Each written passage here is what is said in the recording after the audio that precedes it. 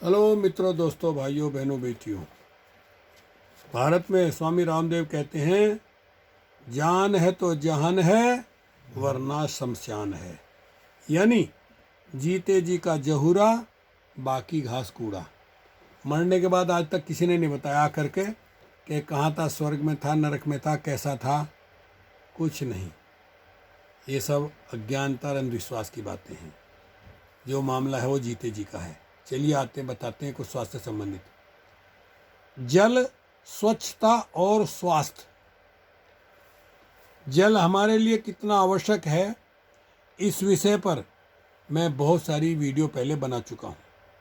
क्योंकि हम ऐसे देश में रहते हैं जहाँ की जलवायु वर्ष में लगभग 8 माह गर्म रहती है।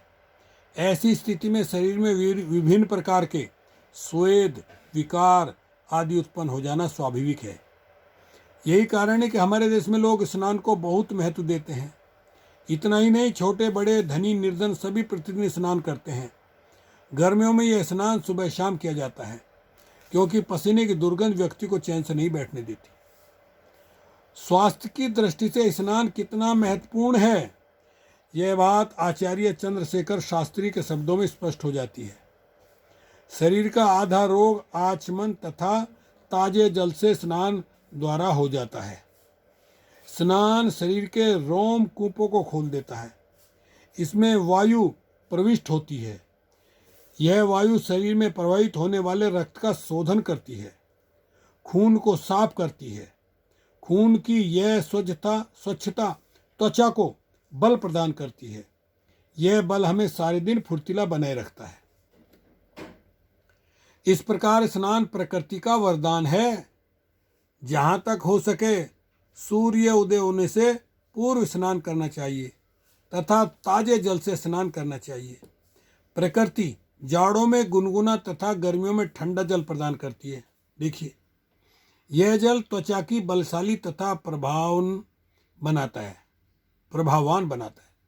यदि शरीर की त्वचा जाड़े के मौसम में ठंडा पानी सहन न कर पाती तो पानी को गर्म करके स्नान किया जा सकता है।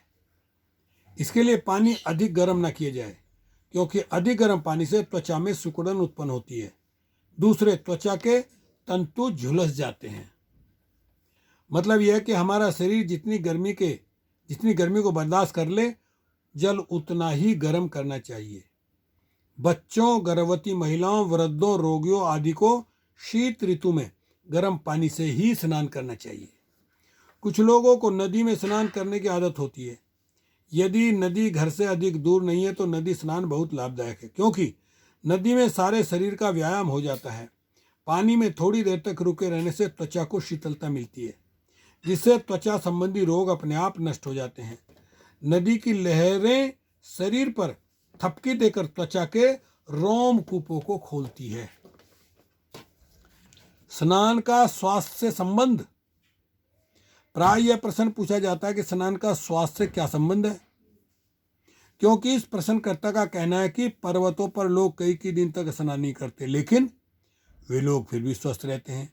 ऐसी स्थिति में स्नान करना कितना जरूरी है, इस संबंध में निम्नलिखित बातों पर ध्यान देना जरूरी है। जो बातें मैं बताने जा रहा हूँ उन पर जरूरी है। नंबर 1, स्नान का सीधा प्रभाव हमारी त्वचा पर पड़ता है, अतः त्वचा बलवान बनती है।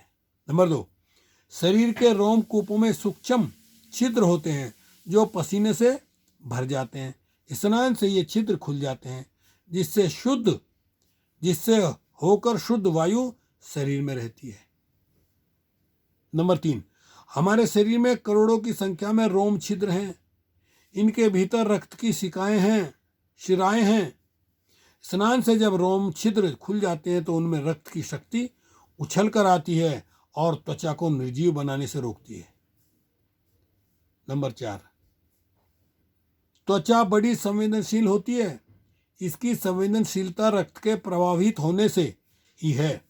यह सब स्वच्छता के साथ स्नान पर ही निर्भर है। यदि त्वचा बलवती नहीं होगी तो वह सुन्न हो जाएगी। अतः स्नान बहुत जरूरी है। हमारे शरीर की त्वचा पर करोड़ों बाल होते हैं, परंतु इन बालों की जड़ें भीतर गुच्छे के रूप में होती हैं। इन जड़ों के साथ छोटी छोटी नलिकाओं का जाल बिछा होता है।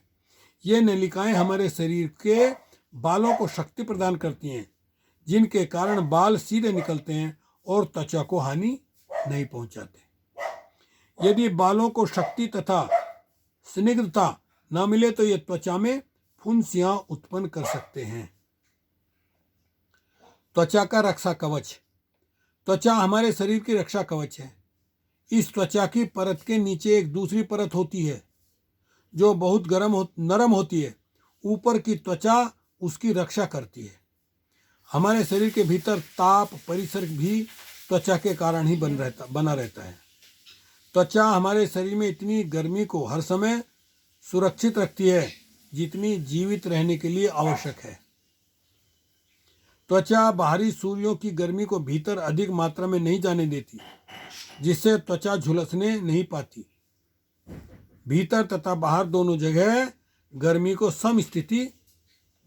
की सम स्थिति बनी रहती है।